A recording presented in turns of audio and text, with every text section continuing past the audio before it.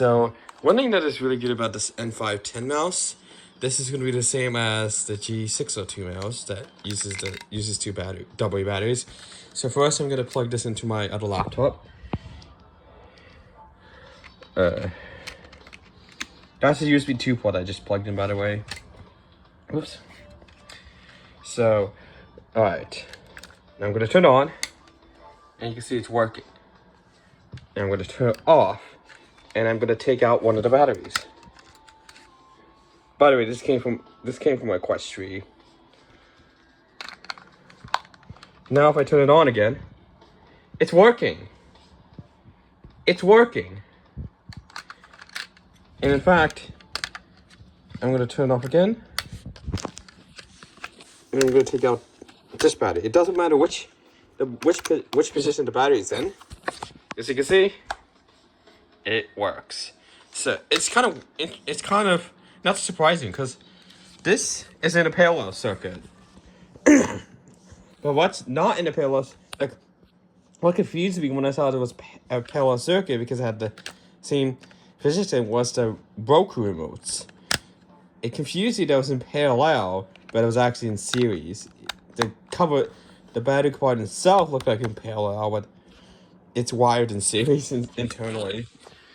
So, and this is the one thing that I also like about Logitech mouse is that they always have a slot for the mouse receiver to go in. Always a good place for it, and in fact, when you get these mouses brand new, it's actually going to be placed in the first place. So the batteries are just standard AA batteries, as you can see here. Now this one is a used one I got from my first store, Goodwill. I mean Savers from this one. So it doesn't actually have that tab thing to pull out both batteries, unfortunately. However, it's very easy to take the batteries out of these ones. So all I have to do is just plug it in, and you're done. So they just take standard AA batteries for your mouse, and they last really long. So they last about 12 months because there's two batteries.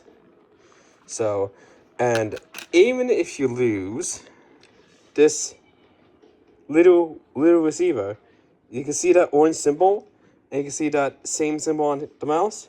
That's right. You can just buy another unifying receiver. It has to be unifying receiver or non-unifying receiver. Non-unifying receiver, you can only connect to one device. Once you get it, it's mostly the unifying receiver. Once you get those, you're able to pair it up using Logitech Web Connect or Logitech Unifying Receiver. So yeah. So it's clicky and it's actually really comfortable for your hands. Really comfortable. So not only this mouse, but the other mouses that do support Logitech Unifying, not just this one. Unfortunately, my gaming mouse, which is one I'm using on my other laptop, it's just a nano receiver, specifically for the mouse. There's also other mouses that has Bluetooth and the receiver as well.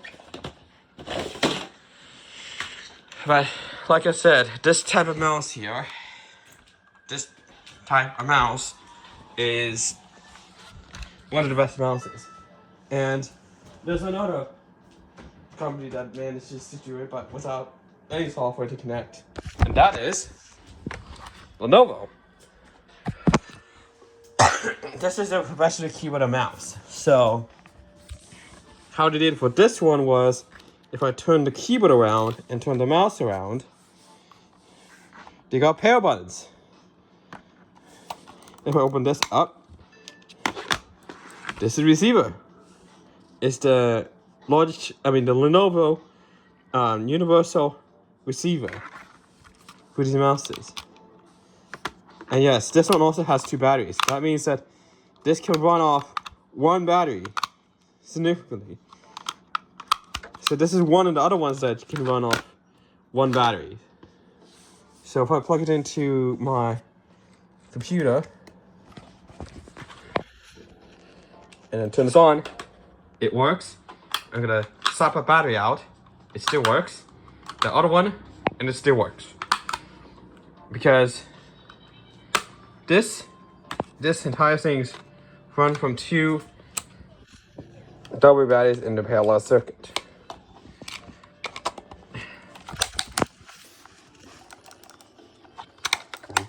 It's really hard to get these vacuum because it's a magnet.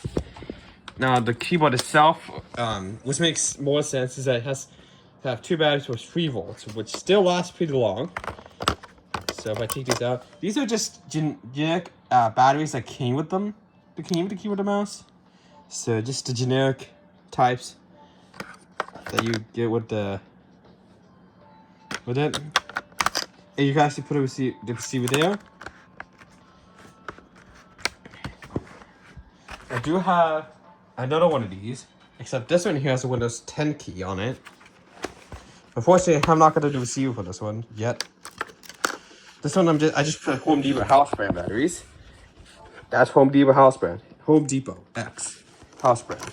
So the receiver can't go into here. So if you did get the keyboard alone, the receiver would be right there.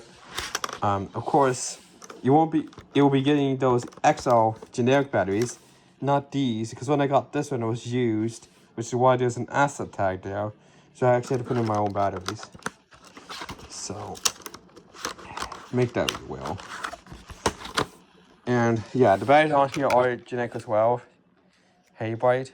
They came with the Quest 3, so yeah, I'm using it to the fullest by putting it into this mouse, since it doesn't use up a lot of power as well. And in fact, I could take this out and I could just put it into here in place with this one. Like that. Like that. And it'll work. And then these 2 batteries can be put into here. Now, for the batteries that come with this type of mouse is actually Duracell batteries. They normally have a tag that says not for individual sale, because they're meant to be packaged with the mouse. Same with Xbox controllers. However, these batteries here, does it even say it? Shanghai. No, this one doesn't even say it. This doesn't even say it. Probably because it was from a pack. Because it's actually been placed into the battery cover already. What about these XL batteries?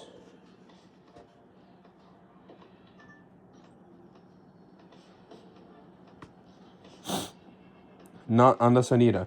But this one was wrapped up together. So it's kind of just, only really Duracell batteries and Energizer batteries really have it. It's only really those, which is kind of interesting. So, but the only difference with these 2 keyboards is this key here.